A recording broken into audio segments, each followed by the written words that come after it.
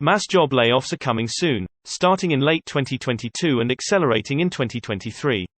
Prepare now or you will be sorry. You must get out of debt as much as possible and find a side job if you can. This coming job collapse is going to be horrific, very possibly the worst the US has ever seen. That even includes the Great Depression of the 1920s and 1930s. The government has already been caught lying about the recent job reports. These so-called job increases are nothing more than specters, falsehoods, and outright lies.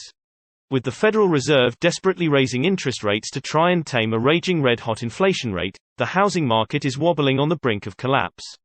Businesses, having more difficulty borrowing money, are cutting back drastically.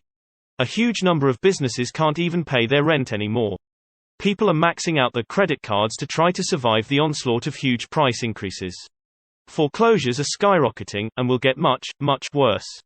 Groceries are becoming so expensive that some people are starving, in the richest country in the world.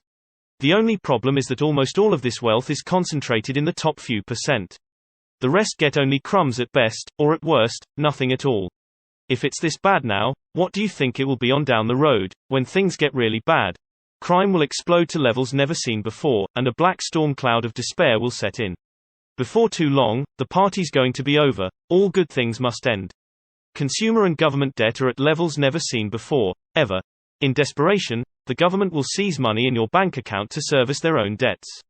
There will be more and more homeless living on the streets or in their cars.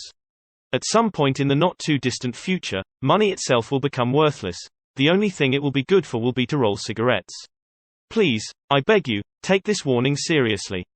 The best thing would be to move to a new planet, but since that's not possible, at least do everything you can to survive, right now.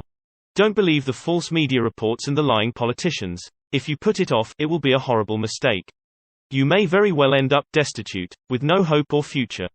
Your very survival is at stake. For YouTube, like and subscribe.